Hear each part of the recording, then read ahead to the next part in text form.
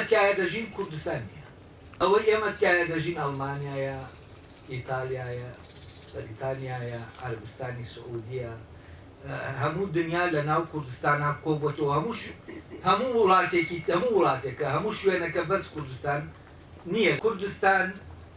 ون دەکەین و شتێکی تر لێرە بینا دەکەین کە کوردستان نییە. ئەمە گەر وەکو نیشتیمان سەیریکەین، ئەگەر وەکو نەتەوەش سەیریکەین ئەوەی بینای دەکەین دەکرێت کولتوری هەر میلەتێک بێ، بەڵام کولتورەکەی ئێمە نییە. من نامەوێ قسەکردنەکەم گلەیکردن بێت و نازانم ئەم گلە و گازندەیە کە ئێمە 30 ساڵە لەگەڵ یا خەریکین یەکتر تاوانبارکردن و ئەمانە. ئەم نەوەی من چی پێیە بیدا بەو نەوەیە، ئەم نەوەی من چۆن دەتوانێ ئەو نەوەیە پەروەردە بکەم، بەچی پەروەردە دەکا؟ ئەو دنیایەی کە نەوەکەی ئێمە و پێش منیش دروستی کرد، ئایا دنیاکەی ئێمە بوو؟ بەڵام ئێمە دەزانین بەر لە ڕاپەڕین ئێمە لە ناو زیندانێکە وە سەردەمی بەعەس سەردەمی زیندانەکە بوو، وە بەعەس هەر جەستەمانی سجن نەکرد بوو، ڕۆحیشمانی سجن کرد. ئێمە نەوەی زیندانەکەی،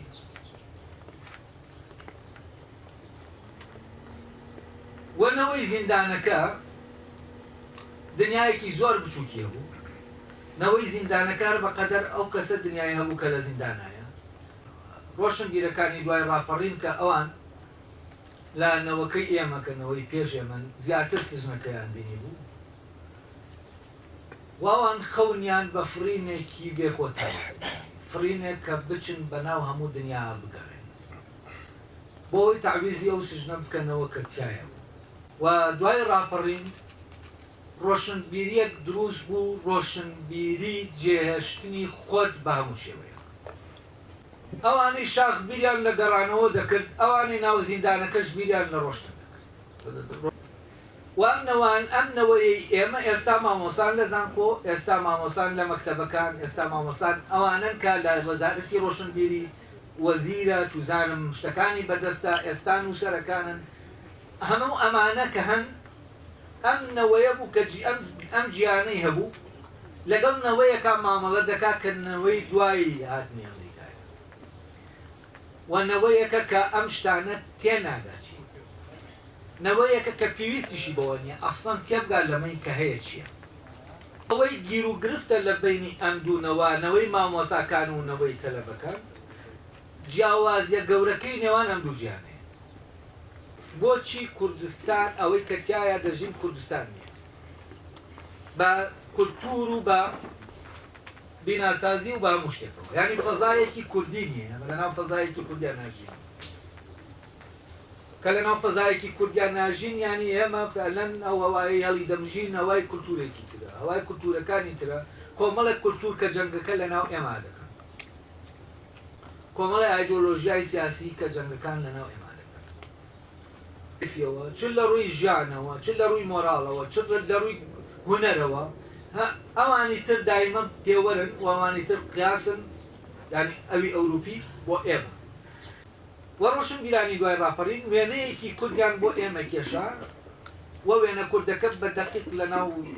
یەکێک لەو نووسینانەی ئەو ڕۆشنبیرانە هەیە کە من پێم وایە مانیفێستۆی ئەو ڕۆشنبیرانەی دوای ڕاپەڕینە. وێنەیە ئەوە بوو کە کورد وەحشیە، هێشتا لە ناوەشکەوتا دەژی، نازانێت دنیای مۆدێرن چییە، دەبێت بێتە ناو دنیاوە، لە ناو مێژوانیە، لە دەرەوەی مێژووە، دەبێت بێتە ناو مێژووەوە، لە شوێنەکە باسی کۆیلە دەکات دەڵێ کورد لە کۆیلەترە، لە شوێنەکە باسی کەسێکی عەبەسی پوشگەرا دەکات دەڵێ کورد لە پوشگەراکان پوشگەراترە. ئەم وتارە لە ڕاستیە وێنەی کوردی کێشایەوە بۆ ئێمە، بەم معنایەش کورد نییە، یعنی چی؟ یاری ئێمە نین وەک خۆمان، ئەی ئێمە بۆ ئەوەی هەبین دەبێت ببین بە ئەوانی تر، خۆمان بچینە ناو دەرەوە و دەرەوەش بێنینە ناو خۆمان، و ئێمە ئەمەمان کرد. ئێمە 30 ساڵ ئەمە دەکەین،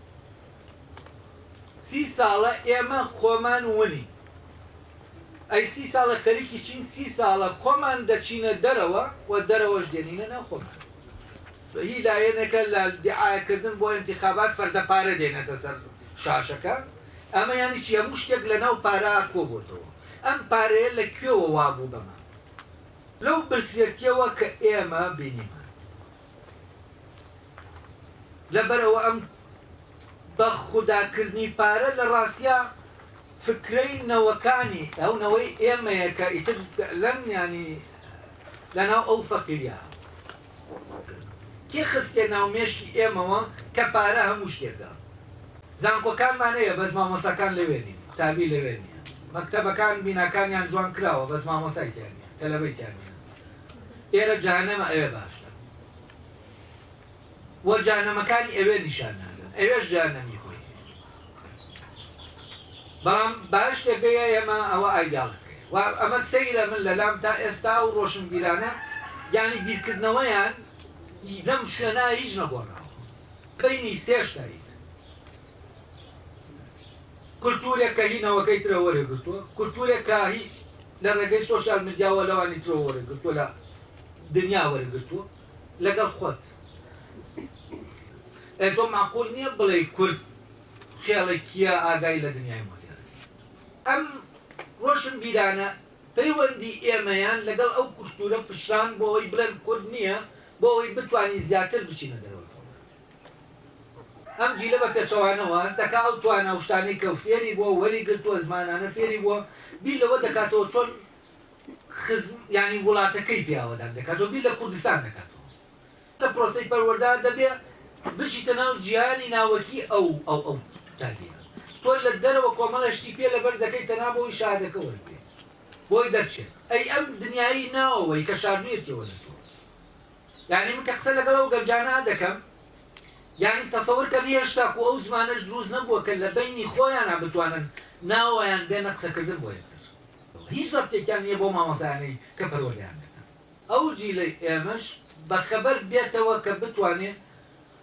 یعنی هیچ نەبێ بتوانێت وەکو بڵێ ئاگای لەوە بێت کە دێت ئەو نەوە تازەیە ئەوەنە ئەنانی نەبێت ڕۆشنبیرانی دوای ڕاپەڕی ئەوە مەوزوعیان نەبوو کە نەوەی تازە بتوانێت گوتارێکی تازە دروستکە ئەوە بەعەکسەوە ئەوەی کە شتێکی تازە وایەوە سەرکوتیان دەکرد ئەمەیان دەویستە نابۆ ئەوەی تەقلیدی ئەمان بکەنەوە تەنابۆ ئەوەی وەسیلەیەکی گەیاندن من و ئەنانیەتێکی زۆر قوڵ لەناو ئەو نەوەی ئێمە خەبەر بینەوە بۆ ئەوەی بتوانین کۆمەکی ئەو گەنجانە بکەین ئەو نەوەیە کە ئێستا لە گەڕانەوەیە بۆ خۆی بۆ ئەوەی ئەو نەوە مرۆڤەکە دروست ببێت